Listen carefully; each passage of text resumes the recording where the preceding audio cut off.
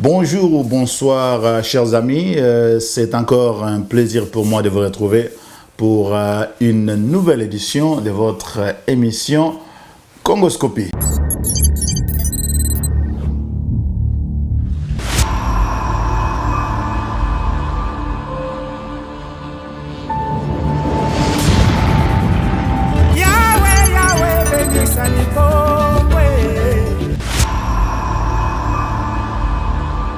D'entrée de jeu, je vais d'abord vous souhaiter de meilleurs vœux pour cette année 2024. Alors, donc, je vous souhaite de bonnes choses pour toute cette année. Pour cette édition de Congoscopie, nous allons commencer par l'actualité. Nous allons parler d'à peu près 4 sujets.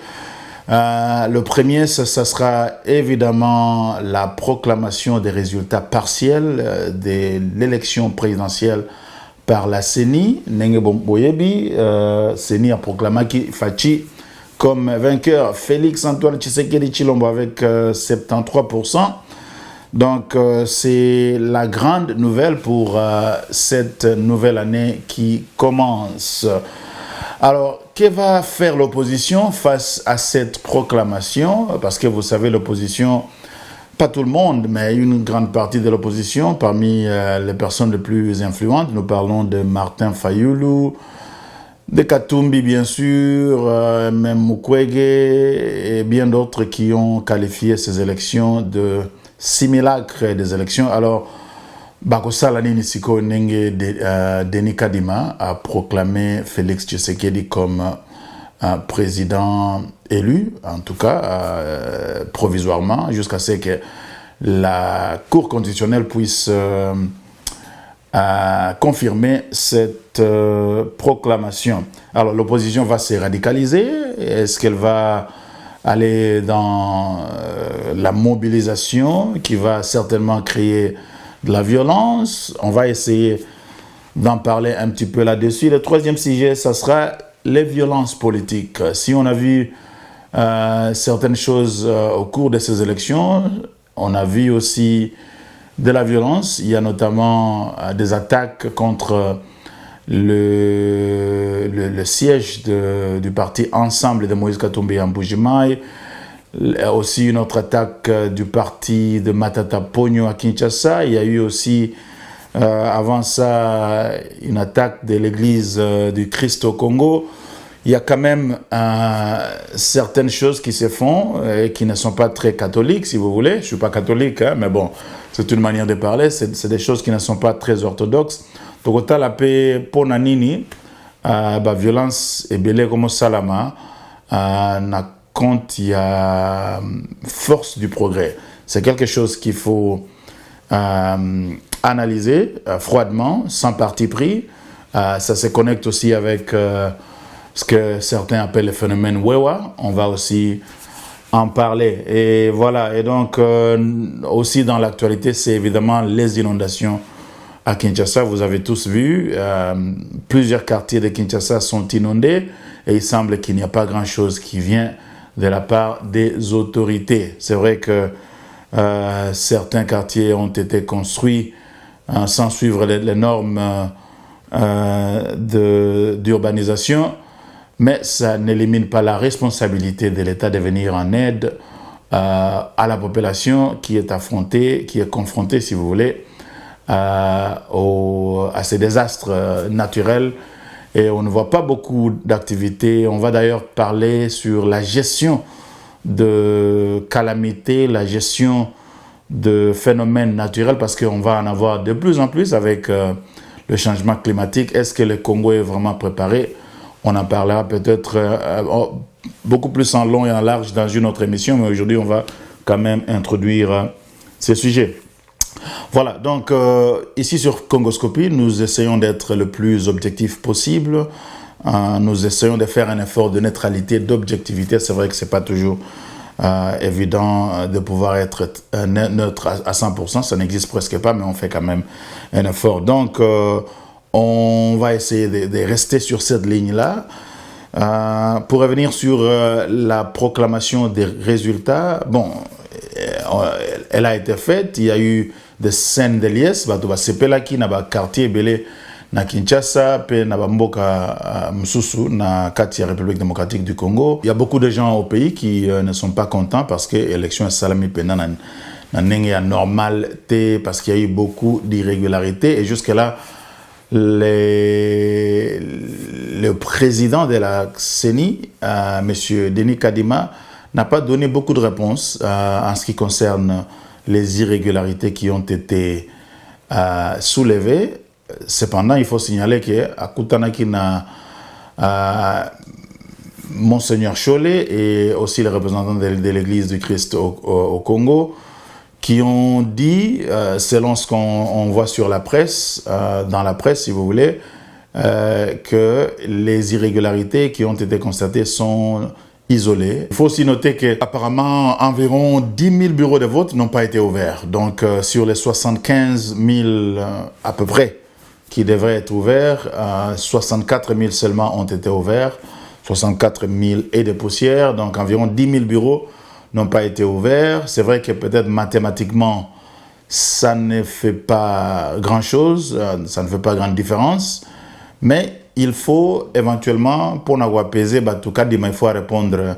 Communication à Kadima sur toutes ces irrégularités doit être beaucoup plus détaillée et beaucoup plus claire pour que les gens qui ont des doutes sur la victoire du président Félix Tshisekedi puissent être quelque part apaisé. C'est vrai que ceux qui ont l'ingité Félix a gagné, à tabaper sur les chiffres, peut-être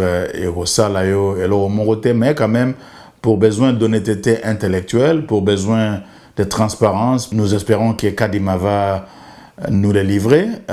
Opposition et mentionnant qui est, et le fait que la commission au Kadima Lobagi a pour statuer sur les irrégularités, commission Nanou et CGT, mais déjà, si on va publier vainqueur, il y a présidentiel.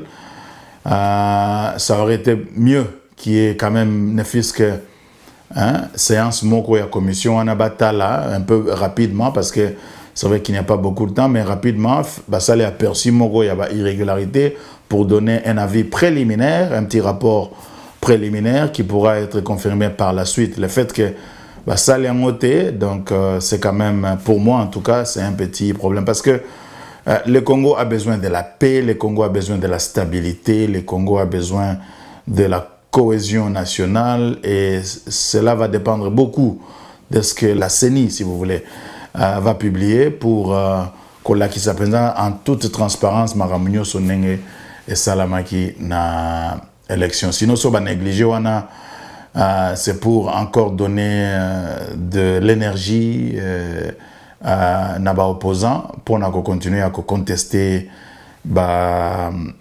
l'élection.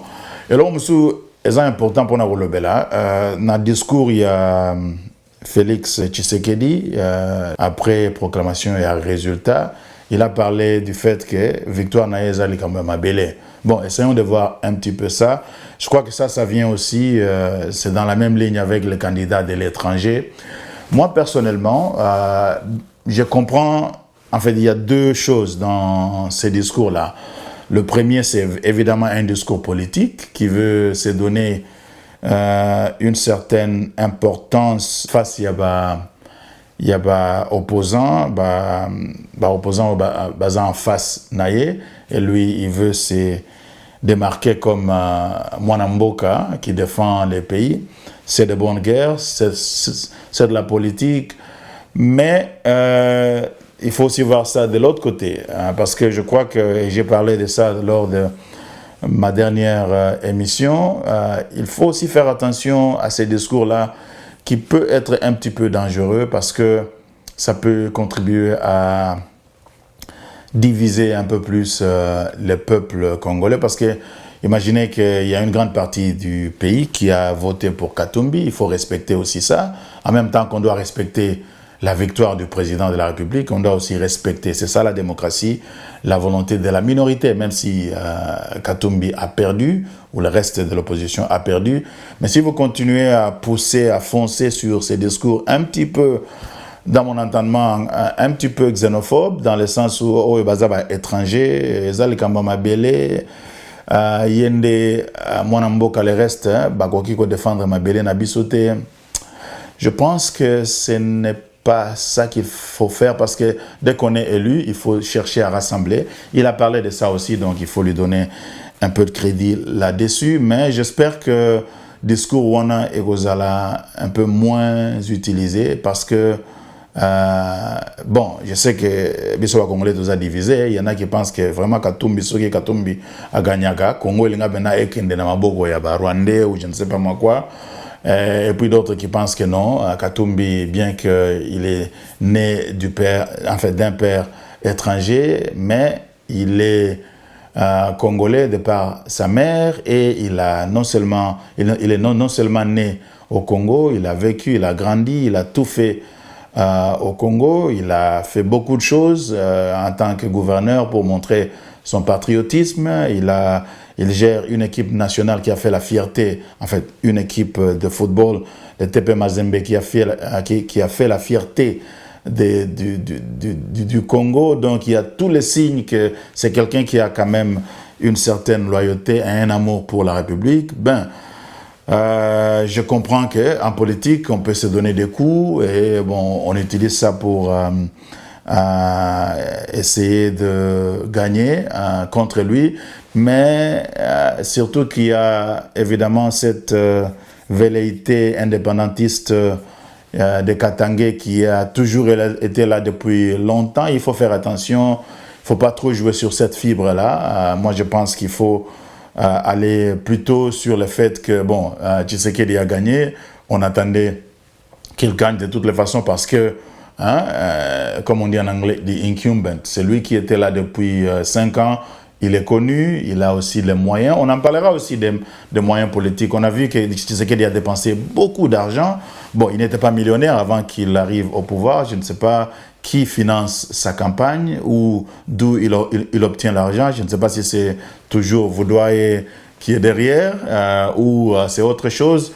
Ce sont des questions qu'on pourra poser et surtout que je pense qu'il est important, il y a rebalancer paix, dépenses, il y a campagne comme ça s'est fait dans d'autres pays parce que beaucoup de candidats se sont plaints que même dans niveau il y a des pancartes à Kinshasa, besoin qui placent parce que tu sais qu'il y a tout raflé et là c'est quand même quelque chose qui n'est pas bon en termes d'équilibre démocratique. On y reviendra un autre jour. Mais je voulais simplement conclure sur ce fait que Tshisekedi, il faut qu'il joué le rassemblement après la victoire, c'est important. Parce que les politiciens belé bazo bossana que tant que tozaka na ba instabilité politique et belé, ça n'avance pas les pays. On peut faire des petites réalisations ça et là, botongi mais dans in the bigger picture comme on dit en anglais, il faut vraiment que nous essayions de faire tout pour promouvoir une certaine stabilité politique, cohésion nationale, parce que ça influe de manière significative pour le développement de Mboka à long terme. On connaît le Congo à l'extérieur. Nous qui sommes à l'extérieur, nous avons une image du Congo qui circule sur le plan international et nous savons combien cela a d'impact négatif sur l'investissement, non seulement en termes d'investissement des étrangers, mais aussi investissement de la diaspora, comme nous autres, qui, lorsqu'on voit des crises à répétition, même si on a envie à un certain moment de rentrer au Congo, d'investir, mais on hésite. On hésite parce que c'est un pays où tout peut péter à n'importe quel moment parce que il n'y a pas une gestion correcte de l'horizon ou de l'environnement politique. Donc ça, c'est très important. Alors, deuxièmement, sur les réactions de l'opposition face à la proclamation de résultats provisoires, on sait que Fayulu a fait une vidéo où il maintient sa ligne dure, les élections doivent être annulées. Du côté d'ensemble, il y avait Kamitato qui avait déjà fait une vidéo avant même la proclamation. Bango pe batika le kana ligne na bango, il y a un peu radical. Et là, moi je trouve aussi que c'est aussi un problème parce que l'opposition doit aussi apprendre à perdre avec sportivité. Ils ont perdu, ils doivent aussi apprendre à perdre sans faire trop de bruit, sans mettre du pétrole sur le feu politique, si vous voulez. C'est vrai qu'ils ont raison de questionner les résultats, mais déjà ils excluent que Bagokende na Cour constitutionnelle, ce qui est un problème parce que je pense qu'il faut être républicain, il faut faire de l'opposition républicaine, il faut d'abord épuiser les processus en cours, en fait les schémas constitutionnels si vous voulez, et ce n'est qu'au bout de ça qu'on peut éventuellement prendre d'autres mesures.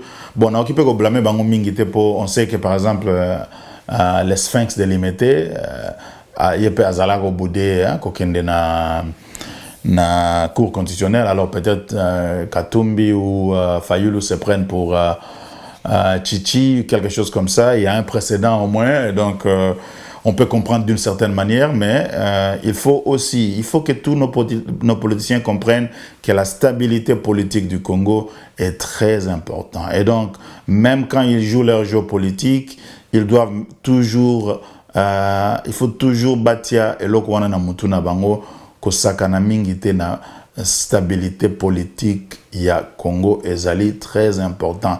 Ezo bebi samboka ba Congolais bazo vivre neti banyama.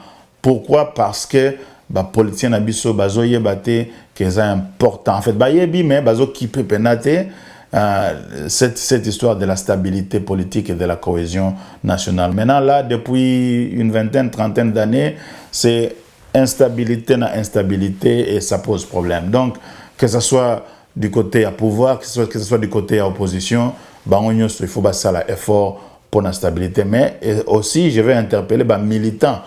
Militants, il y a Tshisekedi, militants, il y a Fayulu, il y a Katumbi. Les gens, oh là là, quand tu vois ce qu'il y a sur Internet,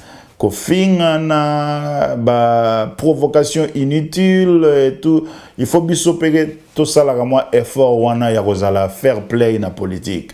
Ce qui ndeko, par exemple, Katumbi a perdu, ça ne sert à rien, il y a militants, il y a UDPS et les pro-Fachi, il y a continué à ridiculiser sur les réseaux sociaux et tout ça. Bon, c'est vrai qu'on ne peut pas éviter des choses comme ça, mais moi je voudrais que les gens, surtout ceux d'entre nous qui sont un petit peu mieux instruits, de pouvoir faire un effort d'élégance. Je ne parlerai jamais assez de la nécessité de l'élégance politique dans la communication, aussi bien dans les quartiers des partis politiques que dans les chefs des militants et des sympathisants, des membres de ces politiciens, en fait de ces partis politiques, dans les réseaux sociaux ou dans d'autres forums de communication. Ceux qui vivent sur la population, tout comme moi, élégance, soit les politiciens, sans élégance, soit dans la communication, tout ça, qu'on se ridiculiser, qu'on inventer des histoires parce qu'on cherche du buzz sur Internet, tout ça. Ça, c'est vraiment déplorable. Il faut que la maturité na biso ba Congolais en termes politiques et bandago mata. Tout ça, on a c'est trop. On est vraiment là. Et puis, la discussion na biso politique, substance penda exate. Tout ça, quand on a mozindo penda te ko la qui sa faille de manière substantielle. Il y a tel ou tel parti et puis qu'on élever le débat pour que nous puissions améliorer notre manière de penser et d'agir en politique. Et ça va aussi se manifester dans le contexte social et autres. Voilà. Et troisième sujet, donc violence politique.